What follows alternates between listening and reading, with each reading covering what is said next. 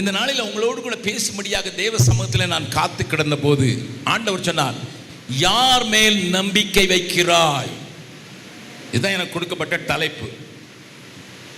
ஏன்னா நான் தினந்தோறும் பேசுகிறேன், காலையும் பேசுகிறேன், மாலையும் பேசுகிறேன். நாளைக்கு காலையில் பேசணும், நாளைக்கு சாயங்காலம் பேசணும், அதுக்கு பிறகு சீர்காழியில் பேசணும். எல்லா நாளும் கிட்டத்தட்ட 2 கூட்டத்தில் பேசுகிறேன். அப்படி இருக்கிற என்னை பார்த்து ஆண்டவர் ஒவ்வொரு மீட்டிங்க்கும் ஒரு செய்தியை அவர் சொல்லிக் கொடுக்கிறதை நான் சொல்லுவது வழக்கம். நான் வெறும் போஸ்ட்மேன் தான். உங்களுக்கு போஸ்ட்மேன் சில நேரம் உள்ளுக்குள்ள பேங்க் டிராஃப்ட் வச்சு கொண்டு வந்தானா கட்டிப்பிடிச்சு முத்தம் கொடுப்பீங்களா? இல்லை போஸ்ட்மேன் உங்கள் பாட்டி செத்து போனாங்கன்னு சொல்லி லெட்டர் கொண்டு வந்தான்னா அவரை உதைப்பீங்களா? 2 செய்ய மாட்டீங்க இல்லை? ஆமாம், கொஞ்சவும் மாட்டீங்க, கெஞ்சவும் மாட்டீங்க. அதனால் நான் போஸ்ட்மேன் தான். வர்ற வசனம் உனக்கு வந்ததுன்னா யார் கொடுத்தாரோ அவரை பார்த்துக்குங்க. அவர் கொடுத்ததை உங்களுக்கு கொடுக்குறேன். வாசிக்கலாமா? இன்னைக்கு வாசிக்க முன்னெல்லாம் ஒரு சின்ன சம்பவத்தை, இன்னைக்கு காலையில் பேப்பரை வாசிக்கிறது வழக்கம் எனக்கு. வேதத்தை வாசித்து விட்டு அன்றைய நாளின் நியூஸ் பேப்பரை பார்த்து அதை அடிப்படையாக கொண்டு ஜெபிப்பது வழக்கம். அப்பொழுது டெல்லியில் நடந்த ஒரு சம்பவத்தை பேப்பரிலே வாசித்தேன். என்ன போட்டிருந்தது?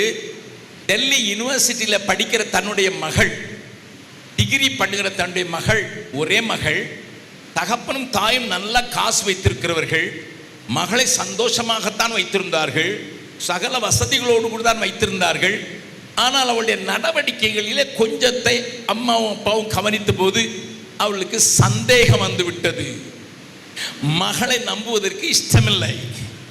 மகளிடத்தில் தாய் கேட்கிறார், நல்லா இருக்கிறியாமா? நல்லா இருக்கிறாமா, உங்ககிட்ட நான் எப்படிமா நல்லா இல்லைன்னு சொல்ல முடியும்? ஒரே மகளுக்கு, செல்ல மகளுக்கு நீங்கள் என்னெல்லாம் செய்கிறீங்கம்மான்னு சொல்கிறா.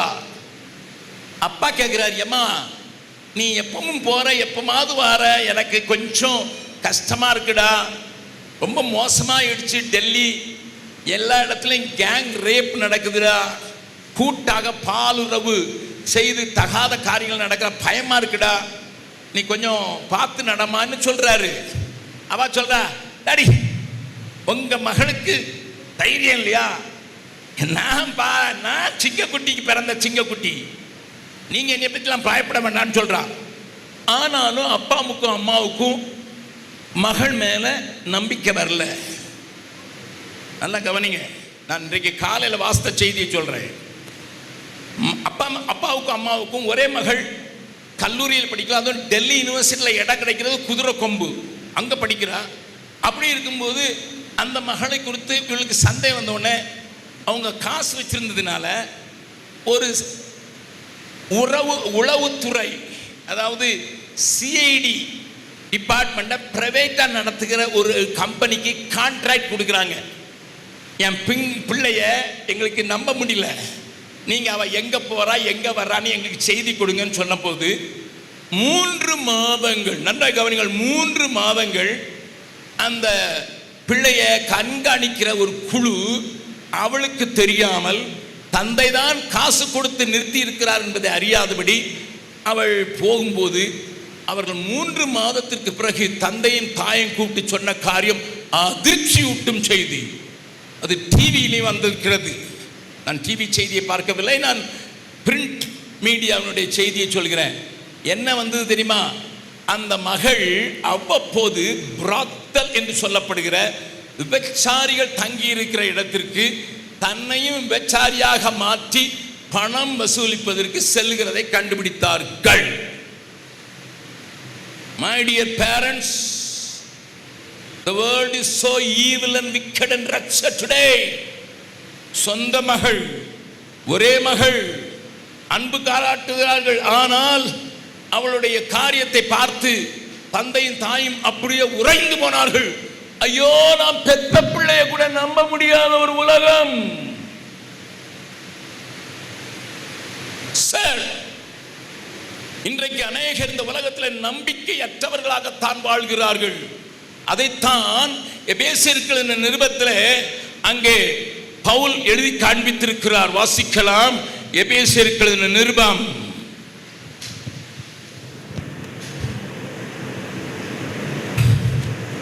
2வது அதிகாரம் 11வது 12வது வசனத்தை வாசிக்கிறோம்.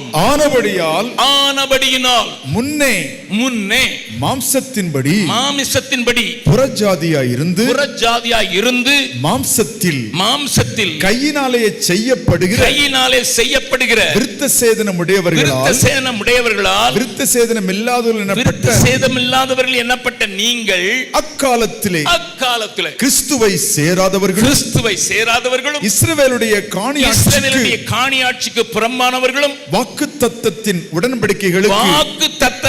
உடன்படிக்கைக்கு அந்நியரும் நம்பிக்கை இல்லாதவர்களும். நல்ல கவனிங்க. What was a condition? ஏனென்றால் அதை தொடர்ந்து வாசித்துருங்க, முடிச்சிருங்க.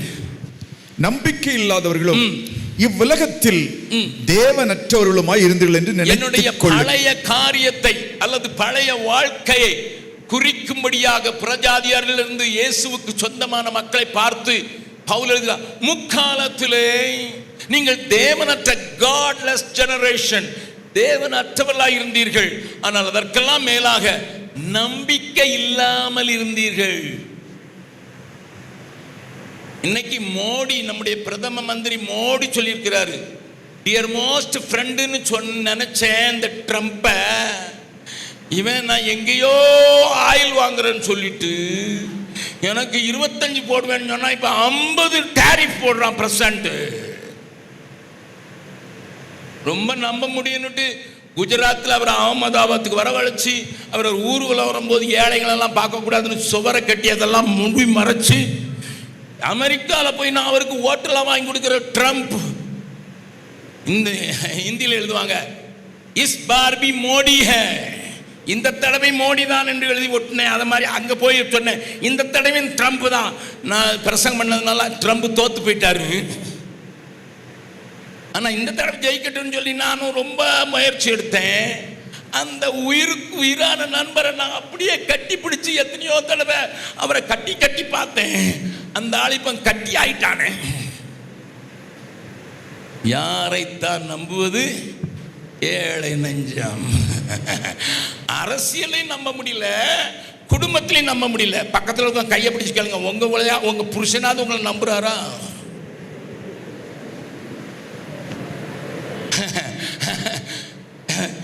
நீதிமொழிகள் 31வது அதிகாரத்தில் குணசாலியான ஸ்திரீ யாருன்னு போட்டிருக்கு. அதில் ஒன்றை மட்டும் சொல்லிடுறேன். 31வது அதிகாரத்தை வாசிக்க பார்க்கலாம். நீதிமொழிகளில் சாலமோன் எழுதி வச்சிருக்கான். அவன் நல்ல எக்ஸ்பீரியன்ஸ் ஆளு, 1000 புஞ்சாதியை பார்த்த ஆளு, நல்ல எக்ஸ்பீரியன்ஸோடு எழுதியிருக்கான். அவன் என்ன எழுதியிருக்கான் வாசிங்க பார்க்கலாம். 11வது வசனம், 31வது அதிகாரம் 11வது வசனம். அவள் புருஷனுடைய இருதயம், அவளுடைய புருஷனுடைய இதயம் அவளை நம்பும். எவளை நம்பும்? யாரோ சொல்றாங்க பக்கத்து வீட்டுக்காரியை. Hello, I don't know about KGF. மூத்த போதகர் இருக்கிற அவரை கேட்டா தெரியும். எத்தனை பேர் சின்ன வீடு வச்சிருக்கான்னு உங்களுக்கு தெரியும்ல பிரதர்? சின்ன வீடு வச்சிருக்கவங்கலாம் அல்லையோ சொல்லுங்க பார்க்கலாம். 1-2 கணக்கு தூங்குறது அப்பதான் எந்திரிக்கும்.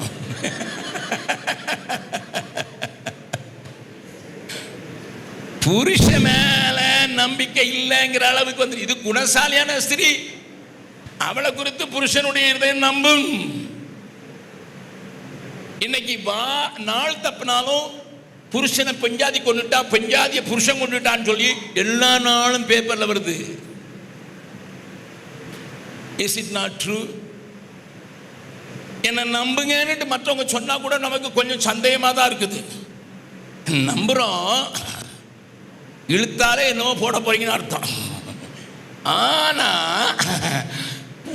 உங்களை நம்ப முடியுமா அப்படின்னு கேட்க வேண்டிய ஒரு பொல்லாத உலகத்தில் நம்ம எதெல்லாம் நம்புறோம்னு நான் பேசுனேன்னா இன்னைக்கு ராத்திரி முழுவதும் உட்கார்ந்துருப்பீங்க. நான் எல்லாத்தையும் பேசாமல் கொஞ்சம் காரியத்தை மட்டும் கொடுத்து, கிறிஸ்துவை அறிந்திருக்கிற நீங்கள், கிறிஸ்து உடையவர்கள் என்று சொல்கிற நீங்கள், கிறிஸ்துவின் சபையில அங்கம் என்று சொல்கிற நீங்கள் எதன் மேல் நம்பிக்கை வைக்கும்ங்கிறத காட்டி முடிச்சுடுறேன். எதுக்கு நம்பிக்கை வைக்கணும்னு காட்டி முடிச்சுடுறேன். வேகமாக பார்க்க போறோம். வாசிக்க முதலாவது வாசிக்கலாம். சங்கீத புஸ்தகங்கள் 20வது அதிகாரம்.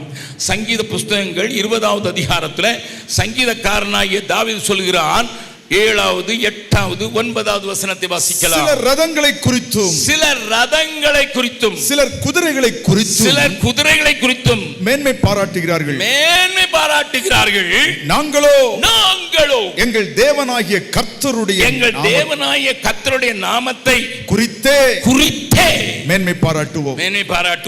அவர்கள் முறிந்து விழுந்தார்கள். நாங்களோ எழுந்து நிமிர்ந்து நிற்கிறோம். இது நம்புறவங்க மாத்திரம் ஒரு அல்லேலூயா சொல்லுங்க பார்க்கலாம். ஆமா, சிலருக்கு காரு வண்டி, ஆமா பெரிய வண்டி வச்சிருக்கிறாராம். ஆடி கார் வச்சிருக்காரு, BMW வச்சிருக்கிறாரு, ரோல்ஸ் ராய் வச்சிருக்கிறாரு. அதுல பெரிய பெருமை. யாராவது ஒரு சின்ன பையன் ABCD அந்த வண்டியில எழுதி பழகுனான்னு வைங்க, அவங்க பிள்ளையேன்னு வைங்க, பெரிய ஆடி கார் வாங்கி அப்படியே எல்லாரையும் அப்படி அவர் இறங்கும் போதே அப்படிதான் பார்ப்பார். ஏன்னா ஆடியிலிருந்து இறங்குது ஆடுனாதான் முடியும். அவங்க வீட்டு குட்டி பையில இப்ப கேஜிக்கு போயிருக்குது. அதுக்கு எங்கே பார்த்தாலும் செவரில் எழுதும், வண்டியில் எழுதும். உடனே அப்பா வாங்கிட்டு வந்தார் நல்ல பிளாக் போர்டுன்னு சொல்லிட்டு வீட்டில் போய் கலர் பென்சில் எடுத்துட்டு வந்துரு. அவன் அப்பா பேர் ஐ லவ் யூ டேடின்னு தான் எழுதியிருக்கான். இவர் ஐ மட்டும்தான் பார்த்தாரு. பிடிச்சு டம்மு. அவன் கேட்குறான், அடி வாங்கிட்டு சொல்றான், உங்களை அன்பு கூறுறது தப்புன்னு அடியா. நடந்தது சொல்றேன். ஐ லவ் யூ டாடி, எனக்கு ஆடி கார் வாங்கி நீ இழுத்துட்டு போறீங்கன்னு சொல்லி ஐ லவ் யூ டாடின்னு தான் எழுதுனேன். இது அதுக்கு அடிக்கிறீங்கன்னா எனக்கு நான் நீ நேசிக்கிறேன்னு சொன்னது தப்புன்னு அடியும். அப்பா பார்க்குறாரு, ஆமா பிள்ளை அப்படிதான் இருக்குது. இல்லடா கண்ணா, 80 லட்ச ரூபா கொடுத்து வாங்கியிருக்கேனே, அது மேலே நீ எழுதுன பென்சிலில் இருக்கிறது கோடு விழுந்துட்டுடா. அவன் சொல்கிறான், டிவியில் அட்வர்டைஸ்மெண்ட் பார்க்கலையா, ஒரு க்ரீம் விற்கிறாங்களா, அதை தேய் மூஞ்சில் போட்டு தேய்க்கிற அதில் போட்டு தேய். வாண்டு தான், ஆனால் புத்தி உள்ள வாண்டு. இப்போ நான் கேட்குறேன், பெரிய ஹோம் தியேட்டருக்கு ஸ்க்ரீன் வாங்கிட்டு வந்தீங்க, உங்கள் பிள்ளை கிரிக்கெட் விளையாடுறதுக்கு இங்கே பேட்ஸ்மேனுங்கிறது இல்லை, பவுலராக மாறுறதுக்கு அடிச்சா டம் உடஞ்சிச்சு, என்ன செய்வீங்க? பக்கத்து வீட்டுக்காரனுக்கு காட்டின பிறகு உடைச்சிடக்கூடாதா? இப்போ தான்டா பெருசாக வாங்கியிருக்கேன், பக்கத்து வீட்டுக்காரங்க பார்த்து இவ்வளோ பெருசு வாங்கியிருக்கீங்களான்னு சொல்றதுக்கு பிறகு விட்டுறக்கூடாதா? இப்போ ரதம் இல்லை, ஆனால் மற்ற எல்லாத்தின் மேலேயும் நமக்கு ஒரு பெரிய மேன்மை. பிராண்டட் ஷர்ட் போடுறாங்களாம். திருப்பூர்ல ரோட்ல போட்டு விற்கிற இதை வாங்கிட்டு சீல் குத்திக்கிடுறான். என்ன கம்பெனி உங்களுக்கு தெரியும்? என்ன அதை குறித்து மேன்மை. நான் சாதாரண ஷர்ட்லாம் போடுறதில்லை பிரதர். ராஜீவ் காந்தி மாதிரி அவர் போடுற ஷர்ட் எவ்வளோ வெலை தெரியுமா? 3.5 லட்சம் ரூபா. அதே மாதிரி தான் போடுவேன். ஏன்னா அது வேலை போட்டால் வேர்க்கவே செய்யாது, பூவில் வச்சுருக்கும். அதான் நான் போடுறேன் அப்படின்னு சொல்லி போடுறவர்கள் உண்டல்லவா? பக்கத்தில் உங்கள் கையை பிடிச்சி மெல்ல கேளுங்க, எதை குறித்து மேன்மை பாராட்டுகிறீர்கள்? சிலர் ரதங்களை குறித்தும், சிலர் குதிரைகளை குறித்து மேன்மை பாராட்டுற. அப்படி மேன்மை பாராட்டினா பக்கத்தில் கையை விட்டுறாதீங்க. இப்போ வேற எதையாவது குறித்து மேன்மை பாராட்டினா நீ முறிஞ்சு விடுவ. நான் ஒன்றும் சொல்லலை, அது வசனம் சொல்லுது. Listen, I cannot boost myself because what I have. என்கிட்ட என்ன இருக்குன்னு சொல்லி அதை பார்த்து நான் மேன்மை பாராட்ட கூடாது என்று வேதம் சொல்லுகிறது மாத்திரமல்ல, அவருடைய முடிவையும் காட்டி கொடுக்கிறது. முறிந்து விழுந்தார்கள். அது குறித்து இன்னொரு வசனத்தில் கூட சங்கீதக்காரன் சொல்றான். சங்கீதம் 44வது அதிகாரத்தில் ஒரு வசனம் சொல்லி இருக்கிறது. 44வது அதிகாரத்தில் அந்த ஒரு வசனத்தை வாசிக்கலாம். அங்கே சொல்லப்பட்டிருக்குது, நான் என்னுடைய வில்லையும் நம்பேன், என்று ஈட்டியையும் நம்பேன். வாசிக்கலாம் 3வது வசனம். அவர்கள் தங்கள் பட்டயத்தால் தேசத்தை கட்டிக்கொள்ளவில்லை, அவர்கள் புயமும் அவர்களை ரட்சிக்கவில்லை.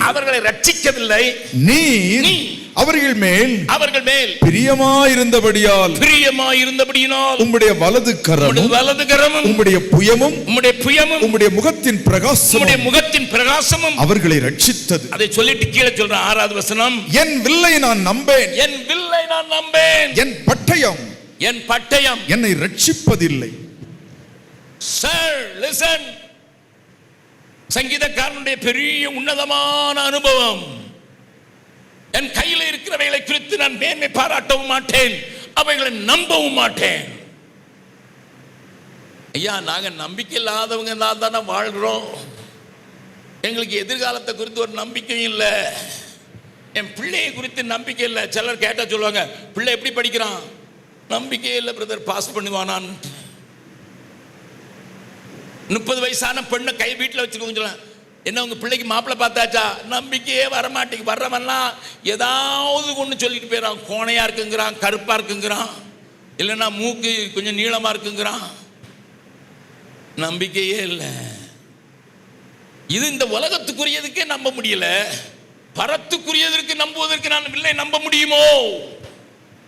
ஆண்டவர் தன்னுடைய ஜனங்களை குறித்து சொல்லுங்க, அவர்கள் தங்கள் பட்டயத்தால் தேசத்தை கட்டி கொள்ளவில்லை, அவர்கள் புயமும் அவர்களை ரட்சிக்கவில்லை. இன்னைக்கு வாழ்க்கையில தடுமாடி கொண்டிருக்கிறீர்களா? எதுலையுமே பிடிப்பில்லை பிரதர்ன்னு சொல்றீங்களா? எதுலையுமே பிடிப்பில்லைன்னு சொல்றீங்களா? நீங்க உங்க வழி எங்க போறதுன்னு தெரியாம தள்ளாடிக்கிட்டு இருக்கீங்களா? யாரை நம்புறதுன்னு தெரியல, வீட்டில் நம்புறதா, வெளியில நம்புறதா, அரசாங்கத்தை நம்புறதான்னு தெரியாம தடுமாடி கொண்டிருக்கிறீர்களா? ஒரு அருமையான பாடல், பழைய பாடல் தெரிந்தால் என்னோடு கூட நீங்கள் சேர்ந்து பாடலாம். பாதை தெரியாத ஆட்டை போல அலைந்தேன் உலகிலே, நல்ல மேய்ப்பனாக வந்து என்னை மீட்டீரே, நல்ல மேய்ப்பனாக வந்து என்னை மீட்டீரே. கலங்கினேன் நீ என்னை கண்டீ, பதறினேன் நீ என்னை பார்த்தீ, கலங்கினேன் நீ என்னை கண்டீ, பதறினேன் நீ என்னை பார்த்தீ, கல்வாரி அன்பை நான் கண்டேன், தீர நான் அழுதேன், கல்வாரியின் நண்டை வந்தேன், தீர நான் அழுதேன். பாதை தெரியாத ஆளை போல அலைந்தேன் உலகிலே, நல்ல மேய்ப்பனாக வந்து என்னை மீட்டீரே, நல்ல மேய்ப்பனாக வந்து என்னை மீட்டீரே. என் காயம் பார்த்திடு என்னே, காயமாறிடும் என்னே, என் காயம் பார்த்திடு என்னே, காயமாறிடும் என்னே, நம்பிக்கையோடு நீ வந்தாய், உன்னையாக வருவேனே என்றே, நம்பிக்கையோடு நீ வந்தாய், உன்னையாக வருவேனே என்றே. பாதை தெரியாத ஆட்டை போல அலைந்தேன் உலகிலே, நல்ல மேய்ப்பனாக வந்து என்னை மீட்டீரே, நல்ல மேய்ப்பனாக வந்து என்னை மீட்டீரே. ஒரு மேய்ப்பனுக்கு 100 ஆடுகள் இருந்தது என்று ஆண்டவர் சொல்லும் போது ஒரு ஆடு காணாமல் போய்விட்டது என்று சொல்லி என் வேதம் சொல்கிறது, அதை கண்டுபிடிக்கும் அளவும் until he found that, அதை கண்டுபிடிக்கும் அளவும் தேடி திரியானோ. என்னுடைய பாதை சரியில்லை, நம்பிக்கையில் அங்க ஓடுறேன் அங்க ஓடுறேன், எம்எல்ஏ பிடிச்சா கிடைக்கும், எம்பி பிடிச்சா கிடைக்கும் சொல்றேன், வார்டு கவுன்சிலர் கூட வர மாட்டேங்கிறான், கொஞ்சம் லஞ்சம் கொடுக்கிறேன்னு சொல்றேன், நடக்கல, மோதுறேன். ஒரு சின்ன மெல்லிய சத்தம் கேட்குது, இங்க இருந்தா வந்ததா, இன்னொரு தடவை கேட்கட்டுமா, அதான் வர முடியலையா, மாட்டிக்கிட்டுதான் முச்சொடியில புதர்ல மாட்டிக்கிட்டுச்சா, let me listen again. பயமா இருக்குது, ஓனாய் வந்துருமோன்னு நாட்டுக்கு, ராத்திரி ஆகுது, இனி யாரும் கண்டுபிடிக்க முடியாது, கரடி நிறைஞ்ச காடு. உன்னுடைய மெல்லிய சத்தத்தையும் உன்னுடைய சின்ன புலம்பலையும் என் ஏதம் சொல்கிறது, அவருடைய பெருமூச்சையும் கேட்டு இறங்கினேன். ஜபம் பண்ண கூட ஜலம் இல்லாம போயிடுச்சு பிரதர், நம்பிக்கை எல்லாம் போயிடுச்சு. I don't have strength to pray even. கேட்டு நானும் நீங்களும் இருந்தா நினைச்சோம், பகல் முழுதும் நான் சாப்பிடாம கொள்ளாம உன்னை மேய்ச்சதும் கண்ணாதுன்னுட்டு நீ தேடி வேற கண்டுபிடிக்கணுமா, போட்டு டொம்மு டொம்முன்னால போட்டு ஒரு கயிறு வச்சு கட்டி கர கரன்னு இழுத்து வந்திருப்பேன். இதுன்னா ஐயரமாட்ட ஐயரையெல்லாம் கேட்கலாம், ஒரு மெம்பர் உங்க சர்ச்சுக்கு வர மாட்டேங்கிறார், தேடி கண்டுபிடிச்சு வராலன்னா என்னையா செய்வீங்க? எனக்கு தெரியாது. நான் ஒரு ஐயரை சொல்றேன், எங்க ஊர்ல நீ சந்தா கட்டல, அதனால நீ எனக்கு ஓட்டு போட முடியாது. இதான் சந்தா கட்டலையும் ஓட்டு போட முடியாதான். அட ஏண்டா வரலன்னு கேட்கல. எங்க மிஷினரி பிள்ளை ஒருத்தர் பாகல்பூர்னு ஒரு இடத்துல மிஷினரியா வச்சிருந்தோம். இன்ஜினியரிங் காலேஜ் லெக்சரரா இருந்தவர், ஆண்டவர் என்னை அழைக்கிறான்னு தூக்கி தூர போட்டுட்டு வேலைய 2 பிள்ளைங்களை கூட்டிக்கிட்டு வட இந்தியாவுக்கு வந்தாரு. மாணவர்கள் மத்தியில் ஊழியம் செய்யறதுக்கு பாகல்பூர்ல வச்சிருந்தோம். பாகல்பூர்ல வச்சிருக்கும் போது அவருடைய மூத்த மகன், அவளுக்கு ஒரு தங்கச்சி, மூத்த மகன் கீழே இருந்து செத்துக்கிட்டே வந்தது. அது ஒரு வியாதி, எனக்கு தெரியாது. என்னைய டாக்டர்னு சொன்னாங்க. தயவு செய்து பண்ணிங்க, என் மகா தான் டாக்டர், என் மருமகனும் டாக்டரேட் வாங்குறதுக்கு எல்லாத்தையும் முடிச்சிருக்கு, நிறைய அடிக்கிறாரு. நான் வெறும் கம்பவுண்டர் தானும் இல்லை. எனக்கு ஒரு பேராசிட்டமல் பேரை காட்டிலாம் அடுத்த பேர் தெரியாது. என்னைய டாக்டர்னு தயவு செய்து யாரும் சொல்லாதீங்க. சாதாரண பிரதர்னு சொல்லுங்க, ரொம்ப கஷ்டமா இருந்ததுன்னா தம்பின்னு சொல்லுங்க. that I love that. நல்லா கவனிங்க, அவருக்கு கீழே இருந்தே செத்துக்கிட்டு வந்தது ஒவ்வொரு பாகமா. ஆனா அவனுக்கு 22 வயசானாலும் அவங்க அப்பாவுக்கு ஊழியத்தில் கம்ப்யூட்டர் அவனுக்கு தெரியும்.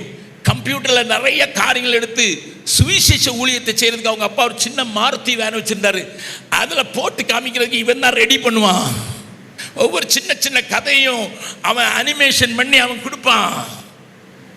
நான் திடீர்னு ஒரு நாள் செத்து போயிட்டான், இறந்து போயிட்டான். பாகல்பூர்ல பெரிய கிரேவியார்டு இருக்குது, ஆங்கிலேயர்கள் விட்டு போன ஒரு கிரேவியார்டு இருக்குது. அதுக்கு காம்பவுண்ட் வால் தானும் இல்லை, அதில் பிரஜாதியார்கள் மாடு வளர்த்து கொண்டிருக்கிறார்கள். நான் சொல்றதவன் உண்மைன்னா நீங்க வந்து பார்க்கலாம் பாகல்பூர்ல. அப்போ அங்க இருந்த பிஷப் ஐயா, பேரே சொல்றேன், எனக்கு அவர் ஃப்ரெண்டு பிலிப் மராண்டி, போய் ஐயா பிள்ளை இறந்துட்டுயா, புதைக்கணுயா. ஐயரை கூப்பிட்டு சொல்றாரு, பாரு ரெக்கார்டெல்லாம் சரியா இருக்கான்னு பாரு. மிஷினரியா இன்ஜினியரிங் காலேஜ் விட்டுட்டு தெரு தெருவா அலைஞ்சு ஆண்டவரே இயேசுவை சொல்லி இங்கிலீஷ் சொல்லி கொடுத்து கம்ப்யூட்டர் சொல்லி கொடுத்து அப்படியாவது வரமாட்டாங்களான்னு சொல்லி ஊழியம் செய்து கொண்டிருந்தேன். அவருக்கு உறுதுணையாக இருந்த 22 வயது வாலிபன் மரித்து போனான். அவர் குட்டி ஐயர் சொன்னார், 20,000 கொண்டாந்தாதான் குழி தோண்டலாம். மிஷினரிகிட்ட 20,000 இருந்ததுன்னா அதுக்கு இருக்கா கஷ்டம். ஆனால் இல்லை, நோ மணி.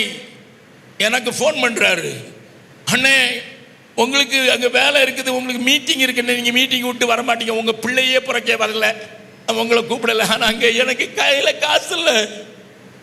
நான் பாட்னால இருக்கிற என்னுடைய அலுவலகத்தில் இருக்கிற பெஞ்சமீனுங்கிற ஒரு இன்னொரு மிஸ்டரியை பார்த்து, எப்பா பிள்ளைய புதைக்கிறதுக்கு விட மாட்டேங்கிறாங்க, 20,000 கேட்குறாங்கப்பா. மோட்டர் சைக்கிள்லையே 300 கிலோமீட்டர் போய் 20,000 கேட்டு நம்பர் தான் புதைக்க விட்டாங்க ஐயா. நம்முடைய சட்டங்கள் நம்ம கிறிஸ்துவை காண்பிப்பதற்கு பதிலாக நம்மளை தடுத்து நிறுத்தி விட்டுகிறது. நான் சபையை குறை சொல்ல, நடந்தது எங்களுக்கு நடக்கிறத சொல்றோம். I'm telling you the fact. You can check with Bishop Philip Marandi. I can give you the phone number. ஆனா என் மேய்ப்பர் ஒரு ஆடு காணாம போச்சு, தூக்கி தோள்ல போட்டுட்டு வீட்டுக்கு கொண்டு வந்து எண்ணெய் பூசி அதை பக்கத்துல வாங்க வாங்க வாங்க, இது காணாம போச்சு, கண்டுபிடிச்சிட்டேன் பாருங்க. What a joy to find one sinner. பரலோகத்தை திருப்திப்படுத்த நினைக்கிறீங்களா? பரலோகம் சந்தோஷப்பட்டு களி கூறணும்னு நினைக்கிறீங்களா? நீங்க 1000 காரியத்தை செய்யுங்க, ஒன்னும் செல்லாது. No. But if you bring one person, my Bible says, மனம் திரும்புகிற ஒரே பாவி நிமித்தம் பரலோகத்தில் சந்தோஷம் உண்டாயிருக்கும். மற்ற மார்க்கத்தார் அவங்க தேவனை பிரியப்படுத்தணும் மொட்டை போடுறதுக்கு போறாங்க, கோடி பணங்களை செலுத்த போறாங்க. அமிதாப் பச்சனே 55 லட்சம் கொண்டு கொடுக்கிறாரு.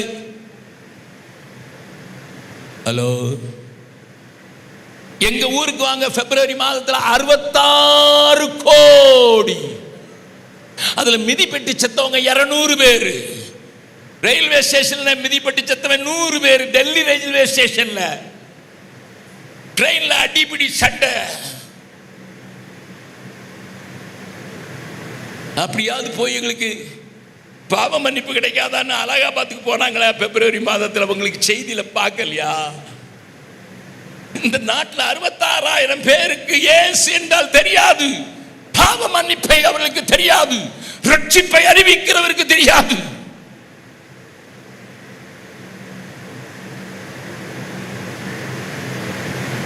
மறுபடியுமாக 2வது கவியை மட்டும் அந்த பாட்டில் பாடுற என்னோடு கூட சேர்ந்து கண்ணை மூடி உங்களுக்கு அது தெரியணும். என் காயம் பார்த்துடு என்றீர், உன் காயம் மாறிடும் என்றீர். ஒரு நேரம் ஒரு கண்ணை மூடி சிலுவையில் அறையப்பட்ட இயேசுவை கொஞ்சம் பார்க்கலாம். உன் இல்லத்துல காயம் இருக்குது, யாரோ என்னமோ சொல்லிட்டாங்க, காயம் இருக்குது. உன்னுடைய வாழ்க்கையில நீ நினைச்சது நடக்கல, காயம் இருக்குது. அந்த காயத்தை பார்த்து உன்னை உண்டாக்கினவரும் உன்னை சிருஷ்டிக்கிறவரும் நீ அவருக்கு சொந்தமாகிறதுக்கு விட்டு கொடுக்காததினால், ரட்சிக்கப்படாததினால கையை நீட்டி சொல்றார். இந்த நாளிலே உன்னை புதுப்பிப்பதற்காகத்தான் இந்த ரிவைவல் கேதரிங்கை திருச்சபை எங்களோடு கூட இணைந்து செயல்படுத்தி இருக்கிறது. You must be revived, rebirth. மறுபடியும் பழைய நிலைக்கு வந்துடணும் தான் இந்த கூட்டத்தை பெரிய பாரத்தோடு செலவு பண்ணி வச்சிருக்காங்க. Don't miss this opportunity. ஒன்ன மாத்திரம் இல்லை, உன் குடும்பத்தார, உன் ஊரார, உன் தேசத்தார நீ தேட வேண்டியது பொறுப்பு. சரி, சிலரை கேட்டா என்ன சொல்லுவாங்க தெரியுமா? யோபு என்கிற பெரிய ஐஸ்வர்யவான், பைபிளிலே முதலாவது எழுதப்பட்ட ஒரு புஸ்தகம் யோபுவின் புஸ்தகம் தான். ஆதியாமை எழுதப்படுவதற்கு முன்னதாகவே எழுதப்பட்டது. ஏனென்றா மோசே தான் நியாயப்பிரமாணம் கொண்டு வந்தாரு. ஆனா அதுக்கு முன்னதாகவே வாழ்ந்த யோபுவினால அவனுடைய புஸ்தகம் எழுதப்பட்டதுனால தான் நியாயப்பிரமாணங்கிற ஒரு வார்த்தை கூட யோபுவின் புஸ்தகத்தில் இருக்காது. They had little knowledge about God, very கொஞ்ச knowledge. இன்னைக்கு நமக்கு இயேசு கிறிஸ்துவின் மூலமா பூரண அறிவு உண்டாயிருக்குது, அவனுக்கு இல்ல. அந்த நாள்ல அவர் என்ன எழுதினாருங்கிறத எல்லாத்தையும் சொல்றதுக்கு நேரம் இல்லை. ஒரே ஒரு காரியத்தை மட்டும் காட்டுறேன், வாசிக்கலாம். 31வது அதிகாரம், 31st chapter of Job, 24 இருந்து 28 வரைக்கும் வாசிங்க. நான் பொன்னின் மேல் என் நம்பிக்கையை வைத்து தங்கத்தை பார்த்து நீ என் ஆதரவு என்று நான் சொன்னதும் என் ஆஸ்தியை பெரிதென்றும் என் கைக்கு மிகுதியும் கிடைத்ததென்றும் நான் மகிழ்ந்ததும் சூரியன் பிரகாசிக்கும் போது அல்லது சந்திரன் மகிமையாய் செல்லும் போதும் நான் அதை நோக்கி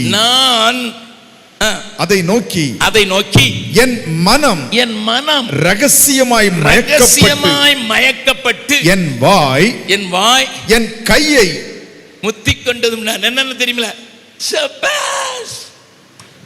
நாமே சில பொம்பளை பிள்ளைங்களை பார்த்துருக்கேன், ஆம்பளை பிள்ளைய பார்த்துட்டா அப்படிம்பா. அது ஒரு ஆவி, கெட்ட ஆவி அப்படிம்பா. கொஞ்சம் நல்லா பாடிடக்கூடாது. எத்தனை பேர் கெட்டு போனான்னு தெரியுமா? ஃப்ளையிங் கிஸ்லேயே ஃப்ளை ஆயிட்டான். ஆனா இவர் அப்படிலாம் இல்லை. அவர் மற்றவங்களெல்லாம் பார்த்து முத்த மாட்டார், தண்ணியை முத்தி விட. பக்கத்தில் கையை பிடிச்சி சொல்லுங்க, உங்களை பற்றி தான் சொல்கிறாங்க. கண்ணாடி முன்னால் நீங்கள் நின்று பண்ணுற சேட்டை அவ்வளோ அவருக்கு தெரியுது. சில லேடிஸ் என்னதான் இருந்தாலும் எனக்கு சுருட்டி முடிய கற்றுக்கிடுது. சுருட்டி முன்னால் போட்டு வான்னு அழிக்கணும்ல, அதுக்காக முன்னால் போட்டு விடுவாங்க. ஹலோ, தன்னைத்தானே பாராட்டி கொள்றது எங்க தெரியுமா அதிகம் நடக்கும்? மிரர் முன்னால் தான். பக்கத்தில் உங்களை பார்த்து கேளுங்க, எத்தனை தடவை கண்ணாடி பார்க்குறீங்க ஒரு நாளில்? ஏன்னா பாரதம் சொல்லுது, கண்ணாடியை பார்த்துட்டு அந்த பக்கம் போனோன்னு மறந்துடுதான், மறுபடியும் பல்லில் கரை இந்த சட்டையில் கொஞ்சம் இருக்கு அப்படியே. அப்பா கண்ணாடிக்கு வாய் இருந்தாலும் ஆளும். ஏன்னா நம்மளையே முத்திக்கொள்ற. கலர் சரியில்லை தான், ஆனால் மூக்கு மொழியுமா இருக்கல்ல. என் கண்ணை பார்த்தே சொல்றாங்களே மான் விழி, என் வார்த்தையை பார்த்து சொல்றாங்களே தேன் மொழி.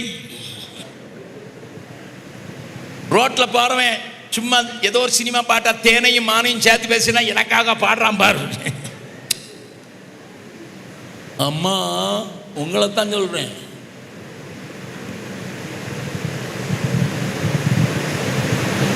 லிசன்.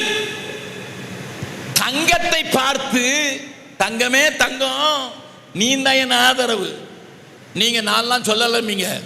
கல்யாணம் பேச்சு நடக்கும்போது சொல்லுவாங்க, போடுறதே போடுறீங்க, ஒரு 50 பவுனா போடுங்க, 50 பவுனா போடுங்க. அது உங்கள் ஊரை பற்றி எனக்கு தெரியல. எங்கள் திருநெல்வேலி மாவட்டம் நாகர்கோவில் கன்னியாகுமரி ஆட்கிட்ட தான் கேட்டு பாருங்க, சொல்லுவாங்க 1 கிலோ போடுவீங்களா 1.5 கிலோ போடுவீங்களா. நான் ஒரு வீட்டில் நேரடியாக கேட்டுட்டேன், எதுக்கு 1/2 கிலோ 1 கிலோங்கிறீங்க? பிரதர், ஏதாவது நடந்து போச்சுன்னா அதை விற்றாது சாப்பிட்டுடுவாங்கல்ல, அதை விற்றாது சாப்பிட்டுடுவாங்களாம். அதனால சிலர் புருஷன் சாகக்கூடாதுன்னு கயிறு மாதிரி தாலி கொடி போட்டிருக்கான், கயிறு சைஸ்ல. நீங்கெல்லாம் பார்க்கறது இல்லையோ? எங்க ஊருக்கு அதுதான் கிடையாது. எங்க ஊர்ல தங்கம் போட்டாலே எம்பி ஆனாலும் பிடிச்சி இழுத்து அறுத்துட்டு போயிடுவான். இன்னைக்கு வரைக்கும் டெல்லி போலீஸ் கண்டுபிடிக்கல, தெரியுமா உங்களுக்கு? நம்ம ஊர் எம்பி இந்த அம்மா நாங்கள் தங்க நாட்டில் இருந்து வந்திருக்கோன்னு போயிட்டு போச்சுது, அவன் அழகாக எடுத்துட்டு போயிட்டான். பக்கத்தில் உங்க கைப்பிடிச்சு சொல்லுங்க, எம்பி தங்கத்தையே காப்பாற்ற முடியாத மோடி அரசாங்கம் உன் தங்கத்தையா காப்பாற்ற போகுது? தங்கமே தங்கம்.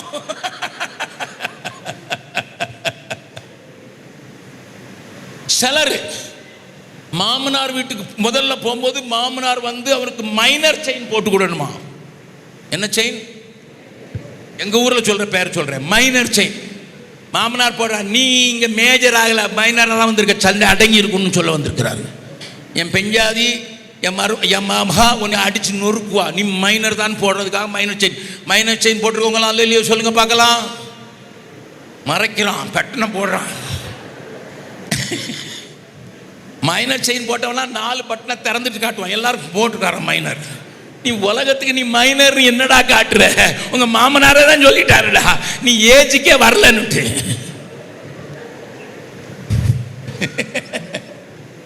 இதுல வேற சில பிரசங்கியார்கள் அங்க மாட்டி இங்க மாட்டி அங்க மாட்டி இயேசு என்னை ஆசீர்வதித்திருக்கிறார். தங்கத்தை தன் ஆதரவென்றும் பொன்னினால் மயக்கப்பட்டு தன்னையே மத்திக் கொள்கிறவனை என்ன எழுதியிருக்க? அடுத்த வசனம் வாசிங்க. என் ஆஸ்தியை பெரிதென்றும் என் ஆசையை பெரிதென்றும் கைக்கு மிகுதியும் கிடைத்ததென்றும் நான் மகிழ்ந்ததும். 28வது வசனம். இதுவும் இதுவும் நியாயாதிபதிகளால் விசாரிக்கப்படத்தக்க. பிரதர், மை டியர் சிஸ்டர், இதுவும், அதுக்கு மற்றதெல்லாம் இருக்குது நியாய தீர்ப்புக்கு, அது நீ பண்ண அட்டகாசம். இது ஒன்னியே முத்திக்கிட்டிய. அதுவும் நியாயாதிபதியாக ஆண்டவர் வரும்போது விசாரிக்கப்படும். மறந்துடாத. வேதம் எழுதப்படுவதற்கு முன்னதாகவே பக்தன் யோபு எழுதி வைத்திருக்கிறான். நான் இத்தனை இருந்தும் வாழல. அப்படி இத்தனை எனக்கு இருந்தது, வாழல. 3000 ஒட்டகம் இருந்தது, வாழல. 8000 ஆடு இருந்தது, வாழல. My heart is not attached by them. I am detached by the world. நான் உலகத்திலிருந்து பிரிக்கப்பட்டவன். இந்த பாட்டு தெரிஞ்சா என் கூட ஒரு கவியை மட்டும் பாடுறீங்களா? நான் இயேசுவால பிடிக்கப்பட்டவன், அவர் இரத்தத்தால கழுவப்பட்டவன், இயேசுவால பிடிக்கப்பட்டவன்.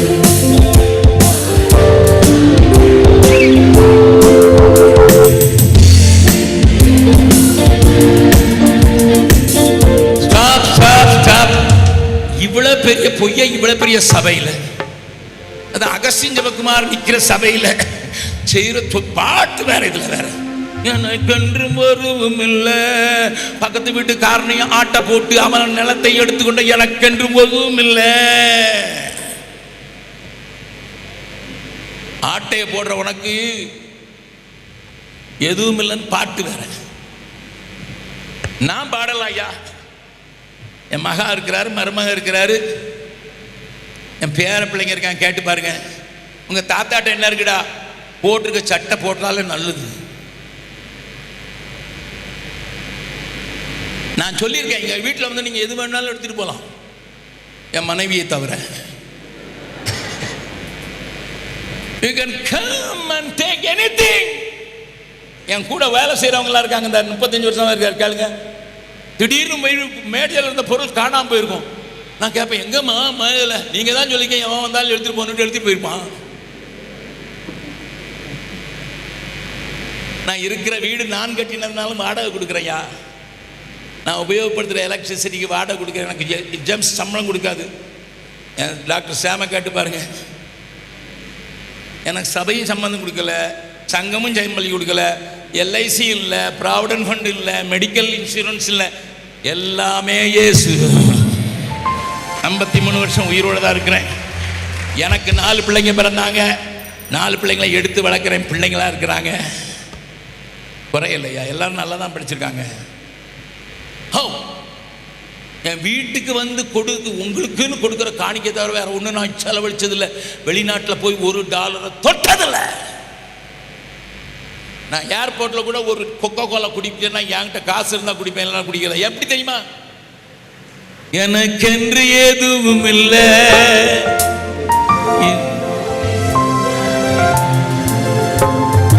எல்லாமே இயேசு,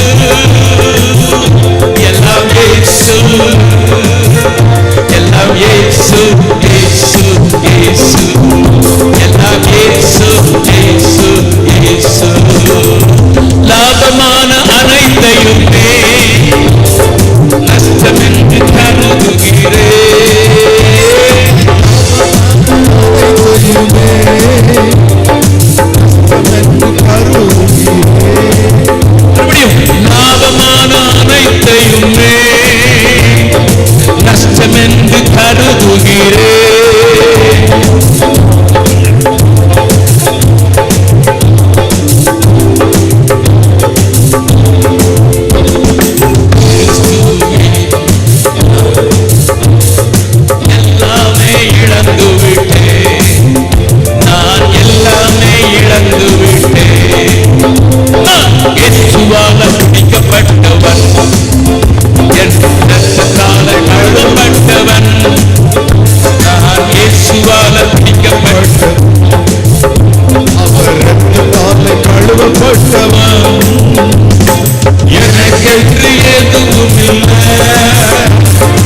என் பூமி சொந்தமல்ல,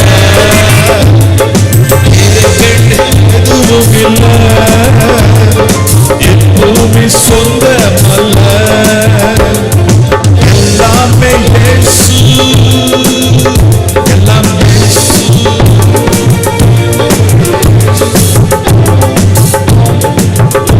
நான் சொல்றத கொஞ்சம் காது கொடுத்து கேட்கறீங்களா? நம்மளுக்கு ஒரு ஜனாதிபதி இருந்தாங்க, பிரதிபா பட்டேல், ராஷ்டிரபதியா இருந்தாங்க. உங்களுக்கு ஞாபகம் இருக்கா? ஞாபகம் இருக்காது சிலருக்கு. அவங்களுக்கு வரும்போது, ராஷ்டிரபதி பவனுக்கு வரும்போது சின்ன ஒரு குட்டி யானை அந்த வண்டியில கொஞ்சம் பொருளை எடுத்துட்டு வந்தாங்க. ரிட்டையர்ட் ஆகி அல்லது டேம் முடிஞ்ச உடனே வீட்டுக்கு போகும்போது 36 ட்ரக்கு போச்சு. இருந்ததெல்லாம் அழிச்சிட்டு போயிட்டாங்க. ஆனா திரும்ப கொடுக்க வேண்டியதாகி போச்சு. ஆனா அப்துல் கலாம் போகும்போது 2 சூட்கேஸ் கொண்டு போனாரு.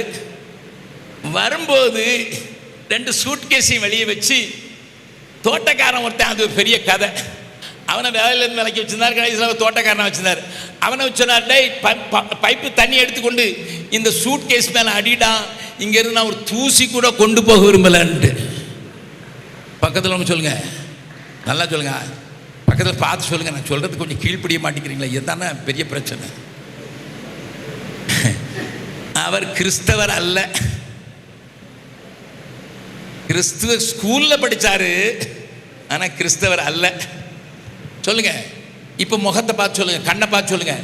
கிறிஸ்தவர் அல்லாதவரே உலகம் ஒட்டக்கூடாதுன்னு வாழ்ந்த போது நீ உலகத்திலேயே ரிவெட்டு போட்டு அடிச்சிருக்கிய. அப்ப நீங்க நான் கேட்குறீங்க, ஒண்ணுமே இருக்கக்கூடாதோ, உங்களுக்கு ஒண்ணுமே இருக்கக்கூடாதோ? நான் சொல்றேன், காட்டி கொடுத்து தான் போவேன். நீங்க தான் இருப்பேன்னு சொல்லியிருக்கீங்கல்ல, வாசிக்கலாம்.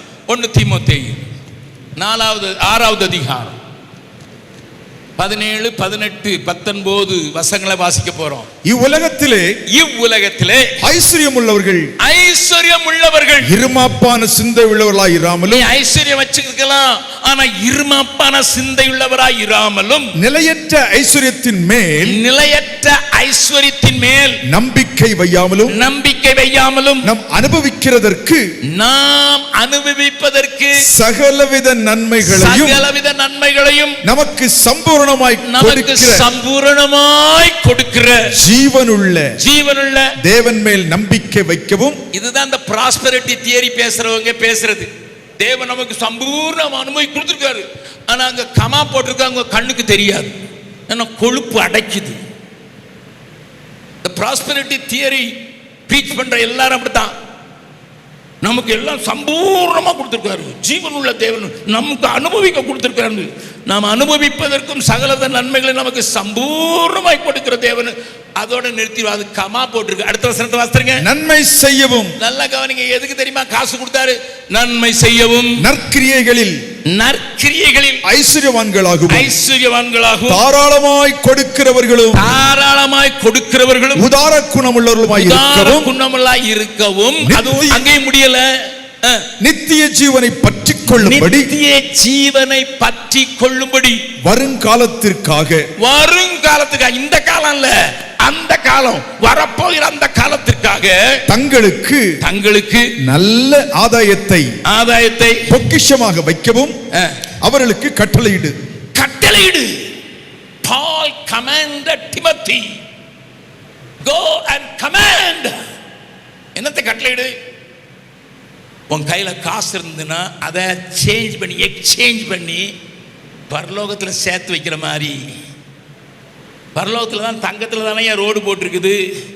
தங்கம் போகாது, வெள்ளி உதவாது. ஏன்னா வேதம் சொல்லுகிறது. அதையும் வாசிச்சுட்டு அதுக்கு பிறகு நான் சொல்றேன் பரலோகத்தில் போறதுக்கு என்ன வழின்னு மட்டும் சொல்லி முடிக்கிறேன். வாசிக்கலாம். எசேக்கியேல் தீர்க்கதரிசியின் புஸ்தகம். அங்கே எசேக்கியேலை கொண்டு ஆண்டவர் தெளிவாக பேசுகிறார், என்ன நடக்க போதான் வர்ற நாட்கள்ல. 19வது வசனம், 7வது அதிகாரம் 19வது வசனம். எசேக்கியேல் 7:19. தங்கள் வெள்ளியை தெருக்களில் எறிந்து விடுவார்கள். ஹலோ, தங்கள் வெள்ளியை தெருக்களில் எரிந்து விடுவார்கள். அவருடைய பொன் வேண்டா வெறுப்பாய் இருக்கும். ஆமா, தங்கமே தங்கம்னு சொன்னாங்களே, அது வேண்டா வெறுப்பா இருக்கும். கர்த்தருடைய சினத்தின் நாளிலே, ஏன் கர்த்தருடைய சினத்தின் நாளிலே, நியாய தீர்ப்பின் நாளிலே அவர்கள் வெள்ளியும் அவர்கள் பொன்னும் அவர்களை விடுவிக்க மாட்டாது.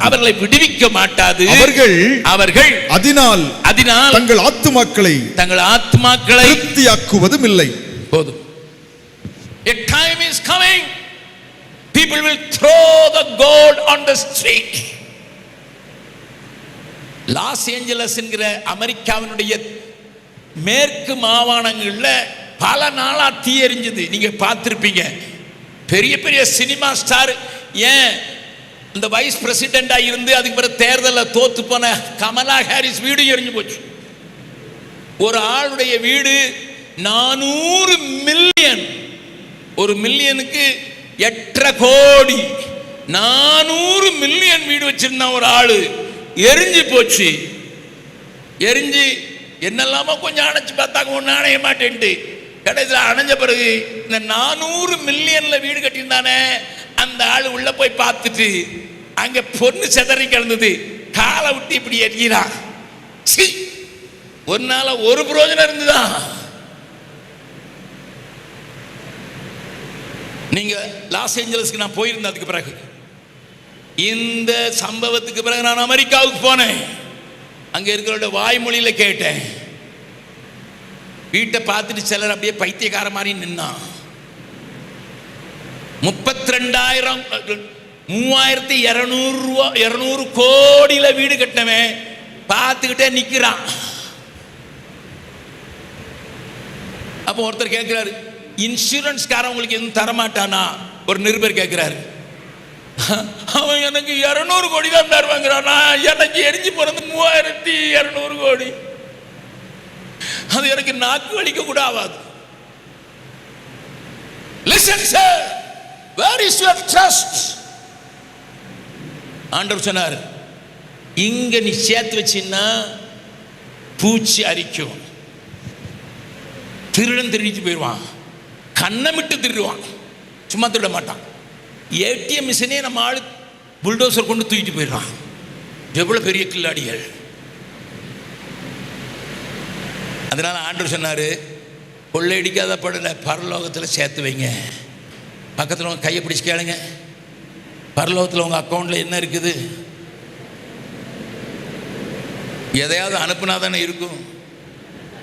சுவிட்சர்லாண்டில் ஒரு வயோதிபர் இல்லத்தில் என்னுடைய நண்பருடைய தாயா இருந்தாங்க. அவங்கள பார்க்கறதுக்கு ஹான்ஸ்லண்டின்னு ஒருத்தர் கூப்பிட்டு போனார்.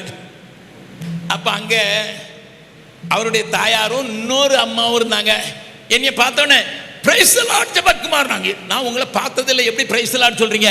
இந்த பக்கத்தில் இருக்க சொன்னான். நான் கேட்டேன், நீங்க யாரு? எமிலி, நான் மிஷினரியா இருந்தேன் ஆப்பிரிக்காவில். அதனால நீ மிஷினரின்னு உன் மேலே ஒரு பெரிய பாசம், நான் தினந்தோறும் பேரை சொல்லி ஜெபம் பண்ணுறேன்னாங்க. நான் உட்காந்து கேட்டேன், எப்படி மிஷினரியா நீங்கன்னுட்டு. அவங்க என்ன சொன்னாங்க தெரியுமா? 17 வயசு வரைக்கும் எங்கள் அம்மா அப்பாவுக்கு நான் ஒரே பிள்ளைங்கிறதுனால, எங்கள் அப்பா பெரிய தொழிலதிபராக இருந்ததுனால பணத்தை தாறுமாறாக செலவழித்தேன். எங்கள் அம்மா அப்பா என்னை கேட்க முடியாது, எப்பவுமே வீட்டுக்கு வருவேன். ஆனால் எங்கள் அம்மா அப்பாவும் முழங்கால நின்று மகளை பத்திரமா பார்த்துக்காங்க, ரசிந்தீங்கன்னு சொல்லி அழுவாங்க. அழுது கண்ணீர் பைபிளில் விழுந்தது. அதை நான் பார்த்தேன், ஆனால் நான் கண்டுக்கிட மாட்டேன். ஒரு நாள் ராத்திரி 1 மணிக்கு வர எங்கள் அம்மா அப்பா அழுதுகிட்டு இருக்காங்க. அவங்க என்கிட்ட ஒன்றுமே கேட்கல. வீட்டுக்குள்ளே போய் சட்டுன்னு கதவை அடைச்சிட்டு படுக்கையில் படுத்தேன். பாதி தூங்கணும் போது ஆண்டவர் என் கண்களை திறந்தார். ஒரு தேவதூதன் வந்து என்னை பரலோகத்துக்கு கொண்டு போன மாதிரி இருந்தது. நான் ஒரு காட்சியை பார்த்தேன். ஒரு பெரிய மாளிகை அப்படியே ஜொலிக்குது. தேவதூதனை கேட்டேன், இது யார் வீடுன்னு கேட்டேன். அவங்க சொன்னாங்க, இது உங்கள் அப்பா தன்னுடைய ஐஸ்வர்யத்தினால ஏராளமான ஆத்மாக்களை சஞ்சாரிச்சு அனுப்பிச்சிருக்கிறாரு.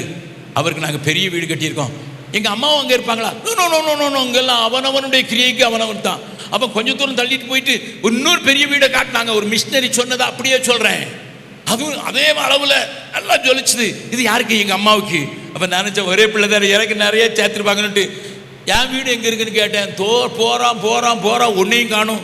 ஒரு பொட்டல் காடு. நான் கேட்டேன், எங்கே இருக்குது? நீ 1 ரூபா கூட அனுப்பலை, நான் எப்படி கட்டுறது? நீ ஒரு ஆளையும் சம்பாதிக்கல, 1 ரூபா கூட கொடுக்கல, நான் எப்படி உனக்கு கெட்டுறதுன்னு தூதன் கேட்டவுடனே கத்துனேன். எங்கள் அப்பா அம்மா உள்ளே வந்தாங்க. காலில் விழுந்து மன்னிப்பு கேட்டு இயேசுவை ஏற்றுக்கொண்டேன். 17வது வயசில் 19வது வயசில் ஆப்பிரிக்காவுக்கு போய் 36 வருடங்கள் நான் மிஷினரியாக இருந்தேன். தனியாக வாலிப பிள்ளையாக போனதுனால என்னை துஷ்டர்கள் என்னை துன்பப்படுத்தினாங்க. என்னை கெட்ட கெட்ட காரியங்களை செய்வதற்கு அவர்கள் முயற்சி செய்தார்கள். இப்போ ஆப்பிரிக்காவிலேருந்து வந்துட்டேன். நான் என் மனம் பூரா அங்கே தான் இருக்குது.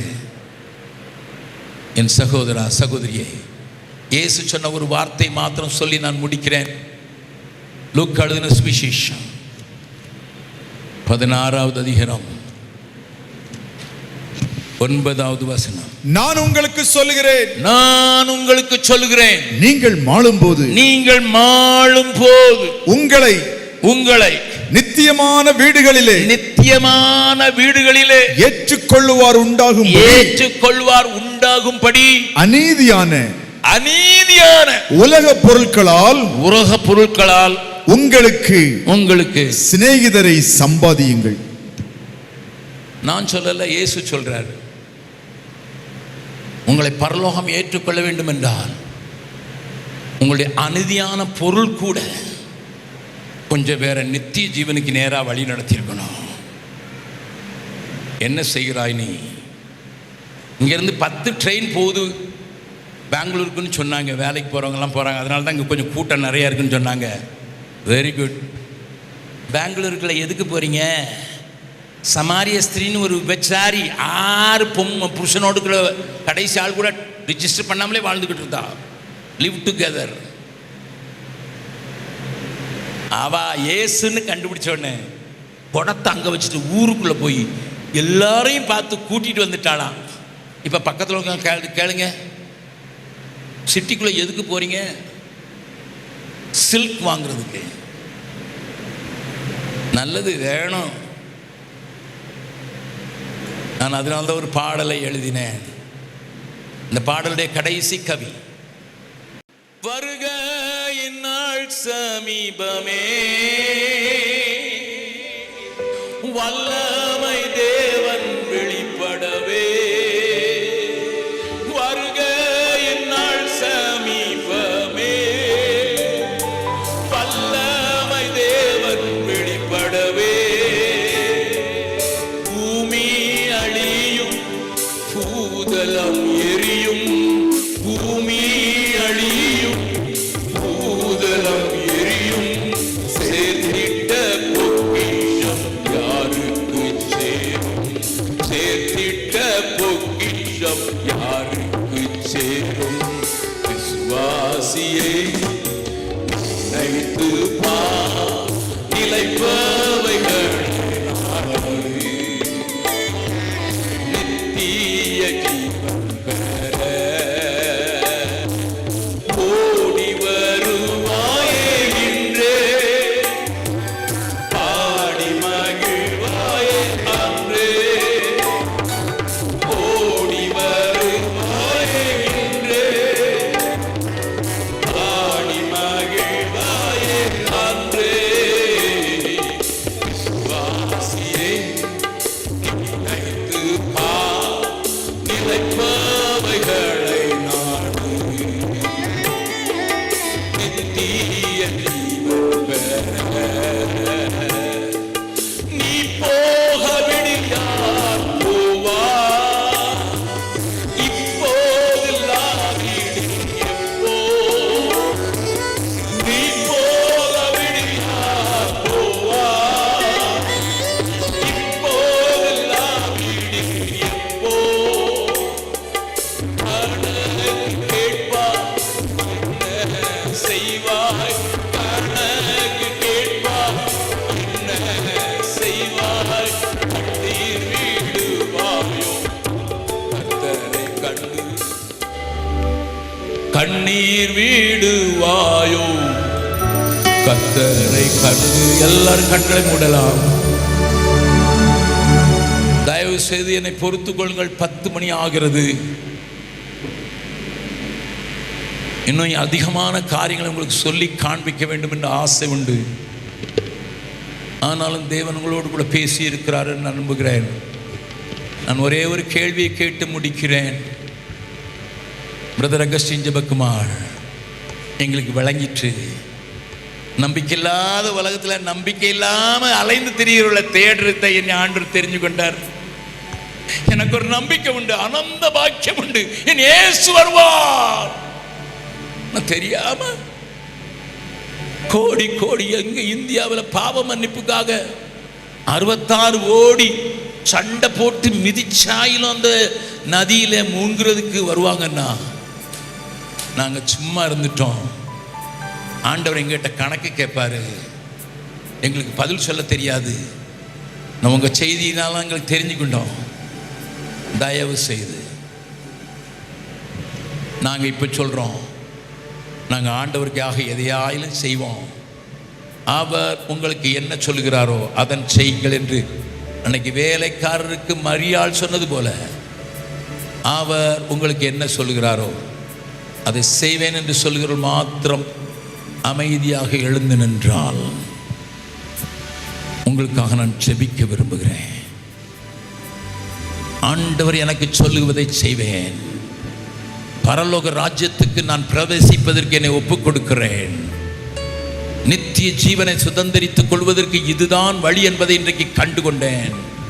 என்னுடைய ஆதரவு என்னுடைய சொத்தின் மேல, என்னுடைய பேரின் மேல, என்னுடைய பணத்தின் மேல, என்னுடைய பேங்க் பேலன்ஸ்ல இருக்கிறதெல்லாம் உடை தெரிந்து நானும் ஒப்பு கொடுக்கிறேன். என் ஆத்மா சரீரம் and whatever I have I surrender before God என்று சொல்லுகிறவர்கள் அமைதியாக எழுந்து நிற்கிறீர்கள். முடியல பிரதர், இது முடியாதுன்னு சொன்னா உட்கார்ந்துக்கிடலாம். நான் உங்களை தப்பா நினைக்க மாட்டேன். தங்கச்சிமா, உனக்கு முடியாதுன்னா விட்டுலாம், நீ உட்கார்ந்துக்கிடலாம். My dear sister, if you say it is impossible, please sit. I will not question you, I will not doubt you, I will not despise you. If you say here I am, கண்களை மூடுவோம், வலது கரத்தை மாத்திரம் தூக்குவோம். அர்ப்பணித்தேன், நான் அர்ப்பணித்தேன் என் ஆவி ஆத்ம சரீரம் அர்ப்பணித்தேன். அப்பா, என்னை முழுவதும் அர்ப்பணித்தேன் ஐயா. உயிரோடு இருக்கும் நாளெல்லாம் உமக்கு சொந்தம் ஐயா. அப்பா, உன்னை முழுவதும் அர்ப்பணித்தேன் ஐயா. உயிரோடு இருக்கும் நாளெல்லாம் உமக்கு சொந்தம் ஐயா. அர்ப்பணித்தேன், நான் அர்ப்பணித்தேன், அர்ப்பணித்தேன், நான் அர்ப்பணித்தேன் என் ஆவி ஆத்ம சரீரம் அர்ப்பணித்தேன். என் ஆவி ஆத்ம சரீரம் அர்ப்பணித்தேன்.